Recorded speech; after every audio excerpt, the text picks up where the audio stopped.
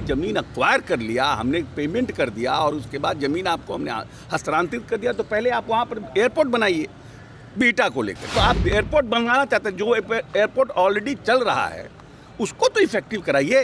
जो हल्ला ये लोग विधानसभा में कर रहे हैं, अगर जाके दिल्ली में भारत सरकार के सिविल एविएशन मिनिस्टर क्या हल्ला करते तो लगता कि हाँ भाई बिहार के लिए इनको दर्द है, चिंता है। जहाँ पर कुछ होना नहीं है वहाँ हल्ला कर रहे हैं, जहाँ होना है वहाँ जा नहीं रहे हैं।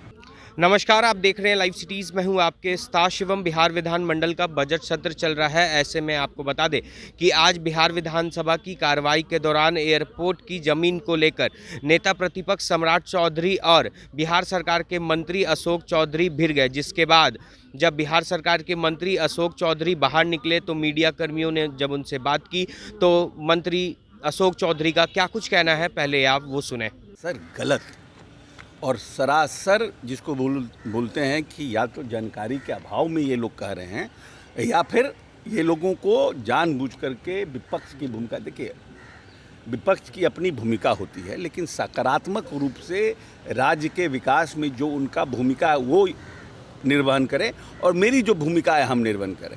2018 में बेजाप्ता सिविल एविएशन मिनिस्ट्री और बिहार सरकार के साथ बिहटा को लेके MOU साइन हुआ। सिविल एविएशन मिनिस्ट्री ने मांगा कि हमको 108 एकड़ ज़मीन आप दीजिए।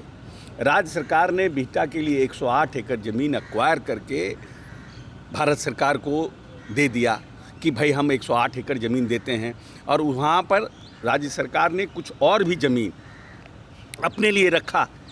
अब उसके बाद इनका कहना है जब हमारा MOU हो गया, हमारा कंसेंट हो गया, उसके बाद फिर से वो बोले कि यहाँ पर और ज़मीन हमको चाहिए। तो वो ज़मीन बार बार आप एक कंसेंट के बाद जब चेंजेस करते रहिएगा, ऐसा तो नहीं ना है कि आप राज्य सरकार वहाँ पे ज़मीन है, वहाँ पर लोग रह रहे हैं, वहाँ पे फिर विरोध होगा लोगों का, वहाँ पर पूरा हैबिटेशन है, बहुत बड़ा हैबिटेशन वहाँ पर है। तो राज्य सरकार ने कहा कि आपने जो कंसेंट दिया था उस हिसाब से हमने ज़मीन एक्वायर करके आपको दे दिया, आप यहीं पर बनाइए।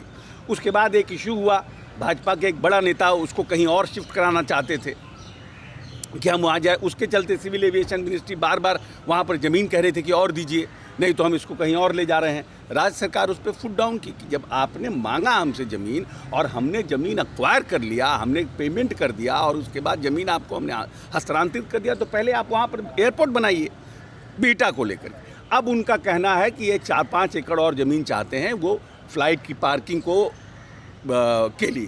तो राज्य सरकार एग्री कर रही है कि ठीक है हम वो व्यवस्था करेंगे, बात बेटा की ख़त्म हो गई।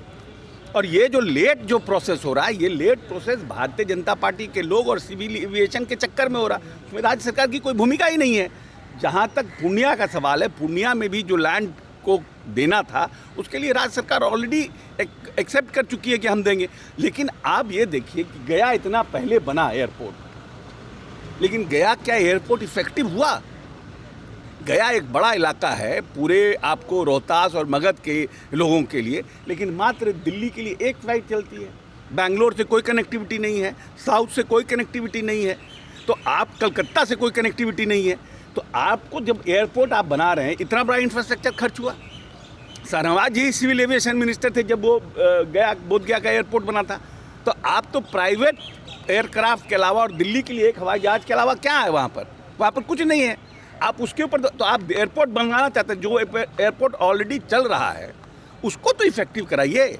ये भी तो जिम्मेवारी आपकी है। जो हल्ला ये लोग विधानसभा में कर रहे हैं, अगर जाके दिल्ली में भारत सरकार के सिविल एविएशन मिनिस्टर क्या हल्ला करते तो लगता कि हाँ भाई बिहार के लिए इनको दर्द है, चिंता है। जहाँ पर कुछ होना नहीं है वहाँ हल्ला कर रहे हैं, जहाँ होना है वहाँ जा नहीं रहे हैं। तो आपने बिहार सरकार के मंत्री अशोक चौधरी का बयान सुना, उन्होंने पूरी जानकारी दी है और साफ तौर पे कहा है कि जो ज़मीन राज्य सरकार ने उपलब्ध कराए हैं और कहीं ना कहीं जो विलंब हो रहा है उसके पीछे कारण है भारतीय जनता पार्टी। तो बिहार सरकार के मंत्री अशोक चौधरी ने भारतीय जनता पार्टी पर जोरदार हमला बोला है। बहरहाल बने रहे हमारे साथ। अगर आपने हमारे चैनल को सब्सक्राइब नहीं किया है तो जल्द से जल्द सब्सक्राइब कर ले। धन्यवाद।